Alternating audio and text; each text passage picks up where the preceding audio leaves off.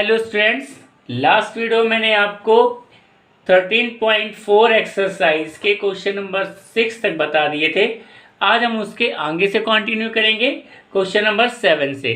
तो चलिए स्टार्ट करते हैं बिना देरी किए हुए। ठीक, तो क्वेश्चन नंबर 7 है आपका कि चंद्रमा का व्यास पृथ्वी के व्यास का लगभग 1/4 है।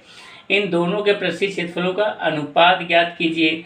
तो हम लोग क्या करेंगे, पहले लिखेंगे पृथ्वी का व्यास। ओके, क्वेश्चन नंबर 7 है, माना पृथ्वी का व्यास बराबर d। तो इसकी जो पृथ्वी की त्रिज्या है वो क्या हो जाएगी, त्रिज्या हो जाएगी कैपिटल R, लिखते हैं इसको हम लोग d/2, व्यास की आधी। ओके, अब हमें क्या करना है, अब हमें लिखना है चंद्रमा का व्यास। चंद्रमा का व्यास, उसने कहा है चंद्रमा का व्यास पृथ्वी के व्यास का 1/4 है, मतलब कि d/4 है। ठीक है, तो चंद्रमा की त्रिज्या को स्मॉल r से रिप्रेजेंट करेंगे। ठीक है, इसको क्या लिखेंगे, d/8। ठीक है, क्योंकि आधी करनी है हमें। अब हमें क्या निकालना है, दोनों का पृष्ठीय क्षेत्रफलों का अनुपात ज्ञात करना है। तो लिखेंगे पृष्ठीय क्षेत्रफलों का अनुपात, पृष्ठीय क्षेत्रफलों का अनुपात बराबर चंद्रमा का पृष्ठीय क्षेत्रफल बटे पृथ्वी का पृष्ठीय क्षेत्रफल। ओके, तो कैलकुलेट करते हैं।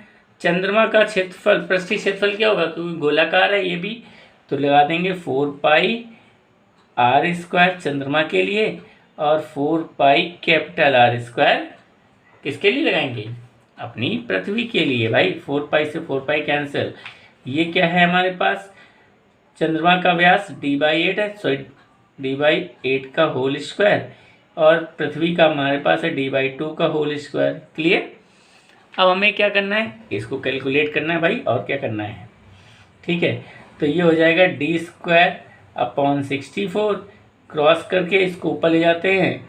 ठीक है, तो ये हो जाएगा 4 2 2 4, और ये भी d² हो जाएगा। d² से d² कैंसिल, 4 एकम 4, 16 चौको 64 होता है।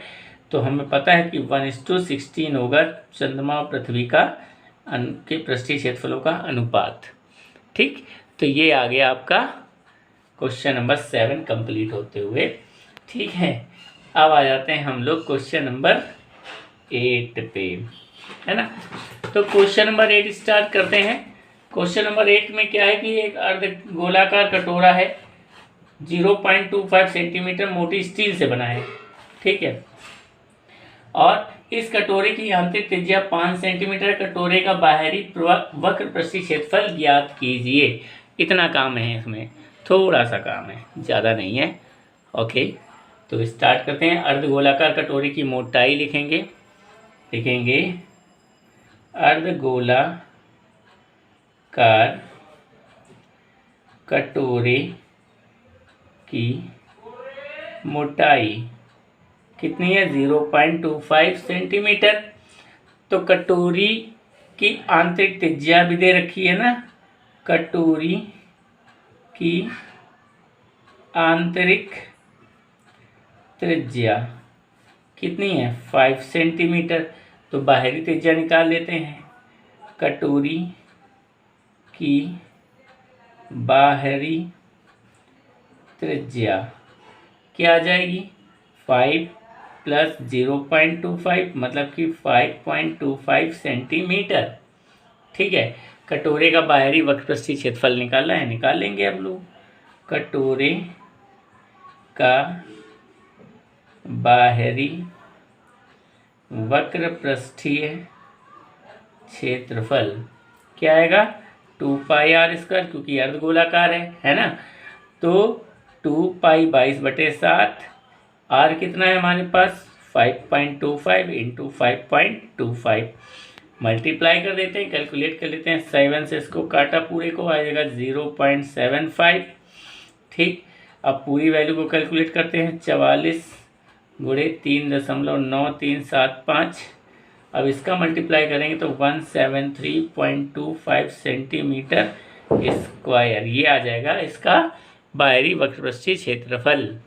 ठीक, अब इस एक्सरसाइज का अंतिम प्रश्न है, आखिरी क्वेश्चन है, ठीक है, जिसको आप समझ लीजिए बहुत ही अच्छे से, क्योंकि बहुत अच्छा क्वेश्चन है ना। एक लंबवृत्तीय बेलन त्रिज्या आर वाले गोले को पूर्णतः घेरे हुए है। ठीक है, आपकी बुक में इसकी आकृति भी बनाई गई है, तो उसमें आप देख सकते हैं रेफरेंस के लिए। तो 3 चीज़ें उसने पूछी हैं, गोले का पृष्ठीय क्षेत्रफल क्या होगा, बेलन का वक्रपृष्ठीय क्षेत्रफल क्या होगा, और पहले और दूसरे में जो पूछा गया उसका अनुपात क्या होगा। ठीक, बहुत आसान है। पहला लिखते हैं, गोले लंबवृत्तीय, पहले तो लिख लेते हैं जो दे रखा है, लंबवृत्तीय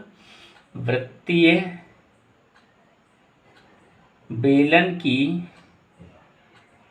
त्रिज्या बराबर आर दे रखी है। अब फर्स्ट थिंग उसमें क्या है, गोले का पृष्ठीय क्षेत्रफल, फार्मूला लगा देंगे सीधे सीधे, 4πr², हो गया ख़त्म। दूसरी कंडीशन है क्या है, बेलन की ऊंचाई उसने दे रखी है, बेलन की ऊंचाई जो है वो उसकी त्रिज्या के बराबर है ना, जो उसका व्यास है, ऊंचाई h बराबर व्यास, गोले का व्यास, तो h बराबर क्या हो जाएगा 2r, क्योंकि डबल होता है त्रिज्या का, है ना। तो बेलन का पृष्ठीय क्षेत्रफल क्या आ जाएगा, बेलन का पृष्ठीय क्षेत्रफल ये आ जाएगा 2πr, ठीक है, 2πr h। अब 2πr तो ये है, h की जगह क्या लिया था 2r, तो इसकी जगह 2r और रख देंगे, तो 2 दूनी 4, 4πr²। ठीक, समझ गए। अब तीसरी चीज़ क्या था, क्षेत्रफलों का अनुपात लिखना था भाई।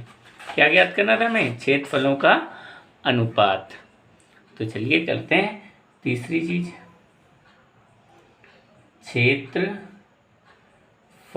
का अनुपात क्या होगा, गोले का क्षेत्रफल लिखेंगे, गोले का क्षेत्रफल बटे बेलन का क्षेत्रफल।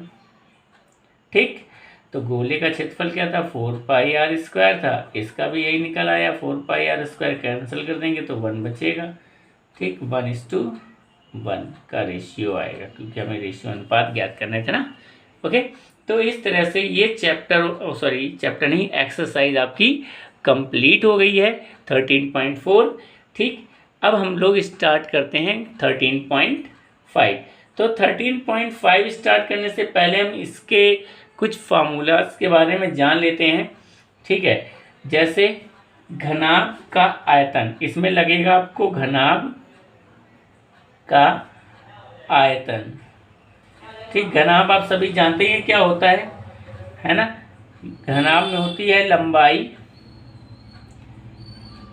चौड़ाई, ठीक है, लंबाई चौड़ाई, ओके, लंबाई चौड़ाई इंटू ऊंचाई। ठीक, मतलब ये इसका फार्मूला बन गया। ठीक, इसको L से दिखाते हैं, इसको B से दिखाते हैं और इसको H से, तो LBH भी हम शॉर्ट में लिख सकते हैं और आयतन को इंग्लिश में B से रिप्रेजेंट कर देते हैं।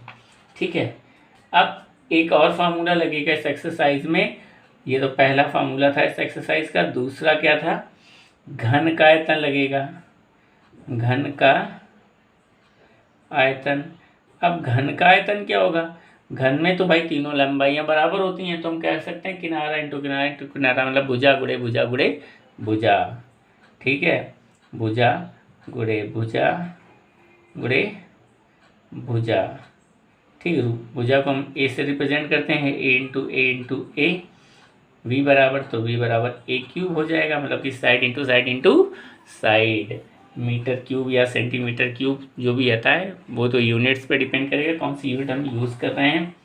ठीक है, तो इसके जो क्वेश्चंस हैं वो हम लोग नेक्स्ट वीडियो में लगाएंगे। ओके, फार्मूलाज मैंने आपको बता दिए हैं। नेक्स्ट वीडियो में हम इसके क्वेश्चंस को लगाएंगे। Okay, thank you for the class.